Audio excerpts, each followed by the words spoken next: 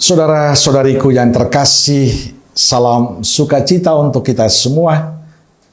Sudahkah kita memberi senyum hari ini? Kamis 14 Mei 2026, Hari Raya Kenaikan Tuhan. Mari kita awali permenungan kita dengan tanda kemenangan Kristus dalam nama Bapa dan Putra dan Roh Kudus. Amin. Permenungan kita diambil dari Injil Matius bab 28 ayat 16 sampai 20.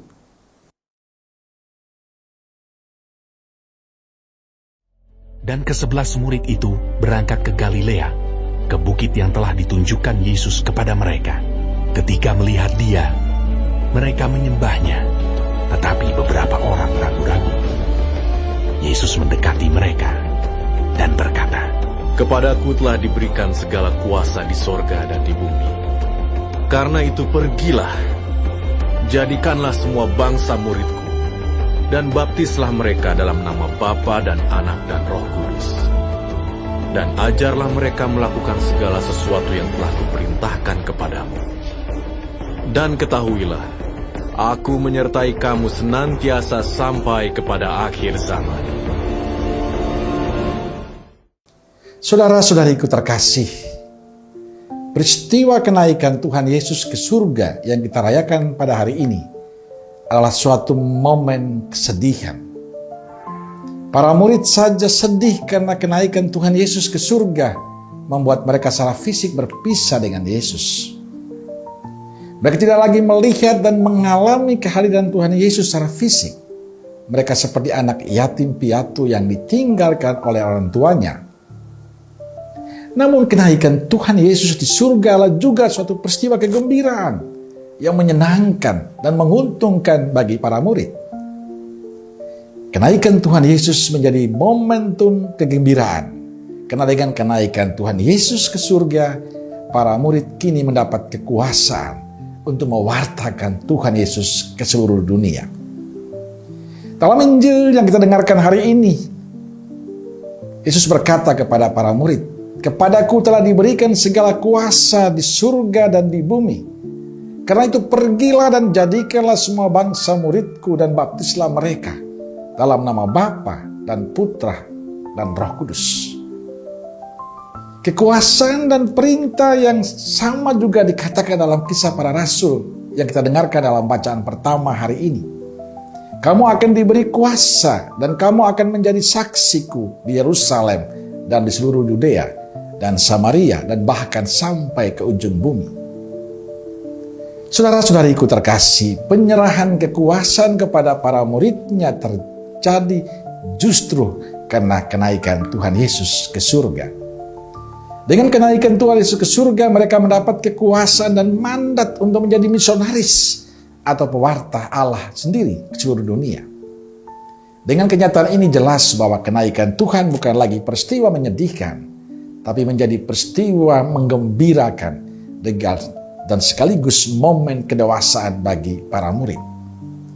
Para murid menjadi dewasa dalam panggilan, sebab sekarang sesudah Tuhan Yesus meninggalkan mereka secara fisik, mereka harus pergi ke seluruh dunia mewartakan Tuhan.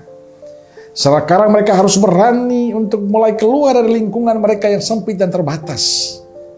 Mereka sekarang harus berjumpa dengan orang-orang lain, orang-orang asing, dan bergaul dengan mereka. Mereka harus berani dan tidak boleh takut dalam mewartakan Injil kebenaran Tuhan.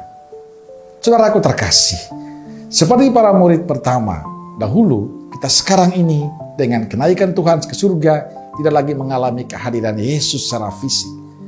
Kita tidak mungkin lagi melihat Dia dengan mata kita, menyentuh Dia dengan tangan kita. Sekarang kita mengalami dan melihat Dia secara rohani dalam iman akan kehadiran Roh Kudus yang dijanjikan kepada kita. Sesudah Dia naik ke surga, Roh Kudus akan turun ke atas kita untuk memberi kekuasaan pada kita menjadi saksi kebenaran Tuhan. Sebab itu kita tidak perlu cemas dan gelisah apabila kita tidak melihat Yesus dengan mata dan tidak berjumpa dengan Dia secara fisik. Hidup di dunia adalah hidup untuk beriman dan bukan untuk melihat Tuhan secara langsung. Kalaupun ada orang yang dalam mujizat melihat Tuhan, hal itu juga dia lihat dalam iman. Melihat Tuhan dalam iman tidak kurang nilainya dengan melihat Tuhan langsung. Yesus yang kita lihat dalam iman sekarang adalah Tuhan. Yang kita lihat dari muka ke muka adalah juga Tuhan. Jadi Tuhan tetap satu dan sama. Saudaraku terkasih, Kristus telah naik ke surga. Lalu pertanyaannya, apa yang harus kita kerjakan di dunia ini? Pertama, kita hendaknya hidup menurut inspirasi Roh Kudus. Kita tahu bahwa sesudah naik ke surga, Tuhan Yesus mengirim kepada kita Roh Kudus sebagai pemberi hidup. Melalui Roh Kudus itu Tuhan sendiri hidup bagi kita dan di tengah kita. Dan dengan demikian kita juga hidup. Dengan ini kehidupan kita seluruhnya merupakan kehadiran dan kehidupan Tuhan sendiri melalui Roh Kudus di dalam kita dan di tengah-tengah kita. Karena itu kiranya kita senantiasa mengusahakan kehidupan yang baik dengan mengikuti tuntunan Roh Kudus. Jika kita mengikuti bimbingan Roh Kudus, kita akan hidup dengan baik dan benar. Kedua, kita hendaknya mewartakan Kristus kepada orang-orang lain di tempat kita bekerja. Injil mengatakan dengan sangat jelas. Kita tahu bahwa sebelum naik ke surga, Yesus memberikan kuasa dan mandat kepada para murid-Nya untuk pergi kepada semua bangsa, menjadikan mereka pengikut-pengikut-Nya. Dengan ini kenaikan Tuhan ke surga merupakan momen pemberian kuasa dan mandat kepada kita semua para murid-Nya untuk mewartakan Tuhan kepada sesama kita.